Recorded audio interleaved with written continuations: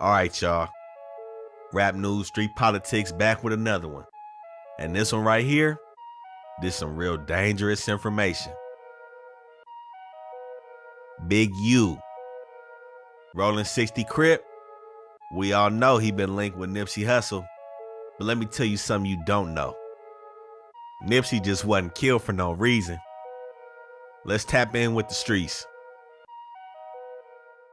But the thing with Nip was, what made y'all, what you seen with Nip, but you didn't realize it is Nip is the only one that came out that didn't claim a part of the city. Snoop was Long Beach, Drayton was Compton, J-Rock was Watts. They was all claiming like different parts of LA. Right. We came out and said the hood only. It wasn't nothing else. Right. And I was Crenshaw. I'm Crenshaw. Right. Like when you see the Crenshaw, that's really me. Right. Nipsey is Slauson boys. Like Nipsey record label was Slauson. He got Slauson on his back. Right. Everything about Nipsey was all Slauson. I went to Crenshaw. Nipsey never went to Crenshaw. 60 Crip, a major set in South Central LA. Everybody know about that. We grew up hearing stories about the 60s and the Hoovers. One main factor and a constant piece in that movement, that rolling O car, Big U. Even though he spent a lot of time in the prison and in the county, 4800 gang module and all that, Big U been running this shit. And it showed by how he had to handle Nipsey Hussle's situation. Justice for Dip.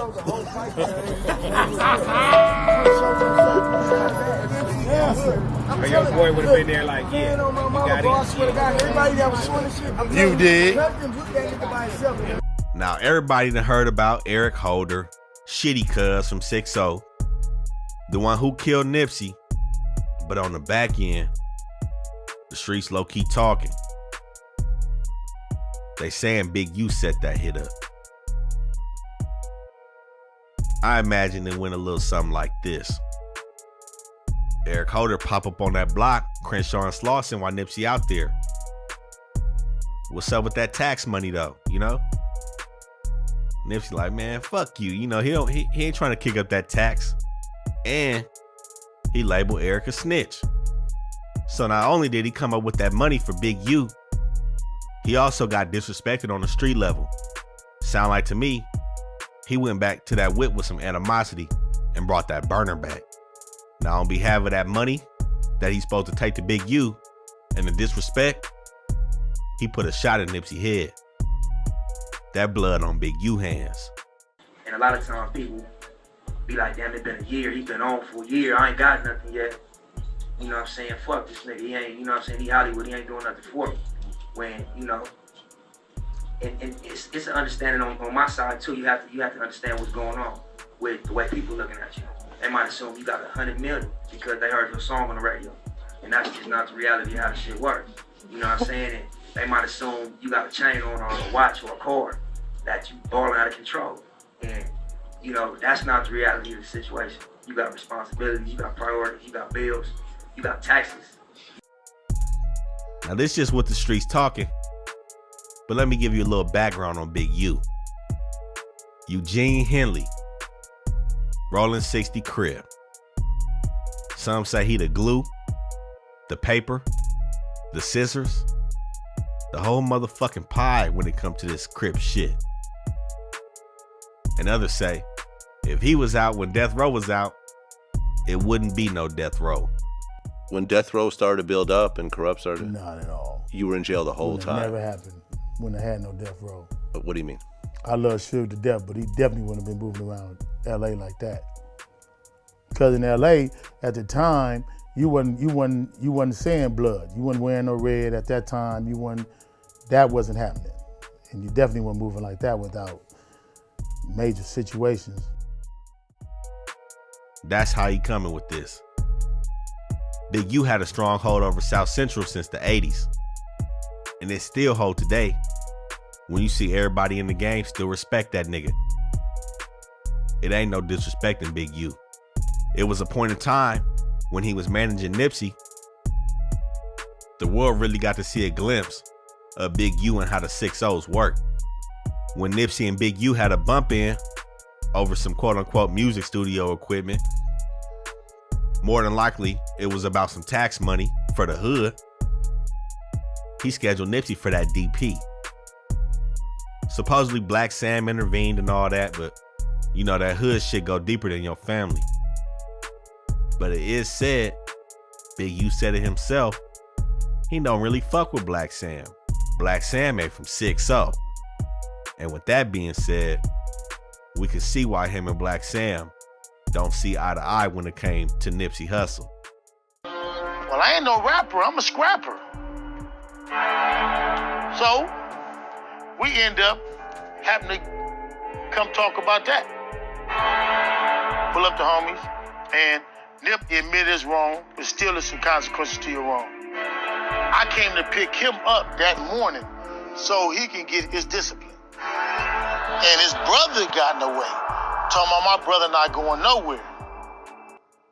If I was his brother, I'd have did the same thing. Like, you're not going nowhere with these niggas. I would have did the same shit. But I mean, you not from 60s though. And you're not from the hood, so, you can't really speak on hood business. And really, that's really what happened. Me and Nip talked that night. We went and chopped it up, and it was never nothing after that. After that altercation with Nipsey and Big U, they decided to go their separate ways. But you can't tell me that Nipsey didn't have to kick no money up for Big U and the OGs of the 6-0s. I mean, this nigga got a store on Crenshaw and Slauson, right underneath the Overhills, damn near on Burnhurst. We know the 6-0s. That's in the middle of their hood. That nigga wasn't doing it by himself. And word on the street is, Cowboy ain't doing that shit by himself either. That shit had to be protected. And for protection, you need to pay for it. And from my understanding, it was Cowboy phone that supposedly called Sam or called the police, one of them. So, I mean, I don't understand. It's hard for me to say that Nip didn't have a relationship with Cowboy when Nip is named after him. Cowboy is, in fact, Big Thundercat. And Nip is Little Thundercat. Damn. So I would think that in how our neighborhood works and most neighborhoods in LA work, you're gonna always have a connection with your big home. You're gonna almost always have a connection with your name, let me say your namesake, because you named after this dude. Right. You know what I mean? And he was right there with him, so. We need to call a plumber. When you're finding.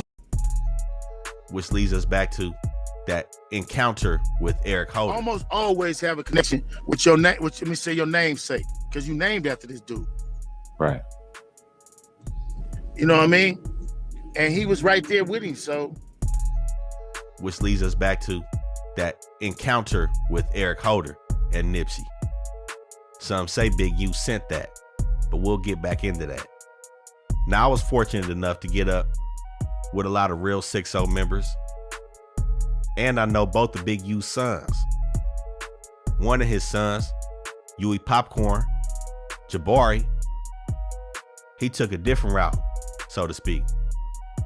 Not being from 6-0, but he from them hunnids, the real gutter part.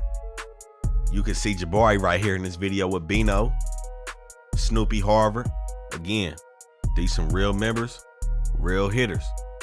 Tunchi 5, BD. It's a lot of different hoods in the hunnids. We know it's sets like the Neighborhood 111 Crips, 11 5s, the Blocks, the UGs, the Watergates, Hard Time Hustlers, Raymond Avenues, and a whole lot of other sets in them hunnids. They all came together under that rolling honey car.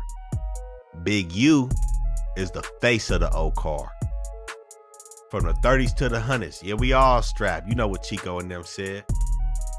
Chico from the 9-0s, they also linked in with them hunnids, going against them Hoovers and them families, as well as a bunch of other hoods surrounding the hunnids. If I let this thing rip, it ain't no coming back. These niggas plotting on me need to fall back. From the 30s to the 100s, yeah, we all strapped. And if a nigga want war, nigga, all that. But if I let this thing rip, ain't no coming back. All these niggas plotting on me need to fall back. From the 30s to the 100s, yeah, we all strapped. And any nigga want war, yeah, all that. But Huey Popcorn, he's seen to get a lot of recognition and notoriety for who his pops is. When they talk about the 30s, the 40s, I guess the 50s too, 5-5 and them, the 60s, the 90s, and the 100s, Big U is that glue. You made this shit turn. Back in that gang module, it was so much so, he had to send one of his sons out the hood to go to Santa Monica High. Huey Popcorn wanted to follow in the footsteps and went to Crenshaw. Now we see him doing his thing in these streets. This past year, and maybe in times past, it's been a little internal beef in the Honeys. We got that shit on West 5 block, nigga. Fuck YK, daddy. Fuck everybody, nigga. With the blocks and the 111s going at it. Now we seen Big U son hanging with the Honeys. I don't know what's going on, but hopefully they can set everything straight on that side of town. Now with Big U being from 6-0, he still got influence over the old car. But with all them sets in the Honeys, I don't know if he can straighten everything out like that. But best believe, they still will fall in line if he call it. So a lot of y'all done seen Big U with the check-in series. He got a whole bunch of niggas coming up on there, but as you can see, niggas coming on there with that respect on you name. Nobody playing with that nigga. He got the OGs on there and some young niggas. I seen Rowdy Rebel on there, Mano, Jim Jones. He's just trying to get his name still in the industry popping, but we know what it really is. Big U need to collect that bag. And as an OG in the streets, some would say that bag been owed to you. With Big U being such a factor in the streets, it's easy to say he not gonna have a lot of haters or a lot of people going against the grain with his program. You see with this new checking in series, it's a lot of niggas that just want to be in his good graces if you ask me. Big U one of them silent killers, you know what I'm saying? Not saying he necessarily getting his hands dirty, but he run this shit. And I think Nipsey paid that price. After Nipsey died, Crips LLC was derived. That was merely the 6-0s transformed into a business fashion to take over all of Nipsey's assets, the marathon, all that store, all that shit. Black Sam had to fight back for it. And of course, there was a settlement outside of court. Tapping into how that shit get down, how them DPs work in that Thunderdome in the 60s, it's been long understood that 6-0 put on ain't nothing to fuck with. I'm not from rolling 60s no more. Okay. Come on back over your grandma's porch. I'm not from rolling 60s no more. I'm not from rolling 60s no more. Some say them niggas put on anybody. Others say they train they motherfuckers like a pack of wild dogs to just attack. But what can be said, niggas be getting fucked up on that 6-0 put on. I done had homies talking about they motherfucking broke their arms and shit. This motherfucker right here look whooped. It seemed like they don't tolerate no bullshit from their homies. And when it come down to that DP, it really be that. And I think Nipsey may have met that same fate when he went across the big homie, Big U. But clearly, it didn't stop there. When you catch a beating in the paws like that, it's clearly gonna be some animosity for days, months, maybe years to come. And I think that shit all came to a head on Crenshaw and Slauson when Shitty Cuz approached Nipsey. At the command of Big U, them niggas put on anybody. Others say they train they motherfuckers like a pack of wild dogs to just attack. But what can be said, niggas be getting fucked up on that 6-0 put on. I done had homies talking about they motherfucking broke their arms and shit. This motherfucker right here look whoop. It seemed like they don't tolerate no bullshit from their homies. And when it come down to that DP, it really be that. And I think Nipsey may have met that same fate when he went across the big homie, Big U. But clearly, it didn't stop there. When you catch a beating in the paws like that, it's clearly gonna be some animosity for days, months, maybe years to come. And I think that shit all came to a head on Crenshaw and Slauson when Shitty Cuz approached Nipsey at the command of Big U. With all that being said, all this info coming from the streets, it's a lot of shit that's left in the air. We know Big U not to be fucked with, but was he really the one that did that move on Nipsey? Did he really call that shot? Did he really sit back in the office and tell them niggas go? I don't know. The shit seemed plausible, but we can't put that on nobody. Let us know what y'all think about this shit. I know it's a lot. It's a bomb. I told y'all this some dangerous shit now. Don't play with it. Let us know what y'all think. Let us know if y'all think that Eri Holder shit was like an anomaly. Just some regular hood shit. Him crossing paths with Nipsey on his own. Or was he sent off? Now, when you look at this nigga, you check this footage, the nigga look like a send-off man. He look like a deer in the headlights. And remember, somebody had fronted they move and got that nigga a lawyer when this shit all hit the fan, and then they backed out. I don't know. But, and what y'all think about Big U son rolling with them hundreds? Why you think he ain't want to be from 6-0? Look like the hundreds is his home. Remember, I said